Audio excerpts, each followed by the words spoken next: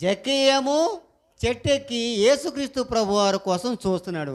యేసు ప్రభువారు ఏమో ఎవరి కోసం వచ్చాడు చెప్పండి? సరాసరి జక్కయ్య దగ్గరికి వచ్చాడు. దేవునికి స్తోత్రం కలుగును గాక, హల్లెలూయా. ఇది నశించిన దాన్ని వెతికి రక్షించడం అంటే అది. ఎంతోమంది సెలబ్రిటీస్ వెళ్తూ ఉంటారు, మనం చూస్తూ ఉంటాం. మన దగ్గరికి ఎవరు వస్తారా?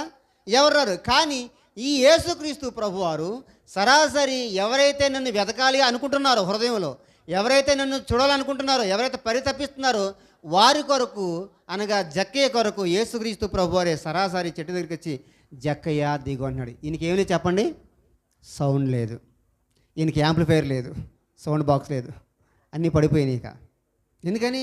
నేనేమో హృదయంలో అనుకొని యేసు ప్రభు వారిని చూస్తే బాగుండు అనుకున్నాను.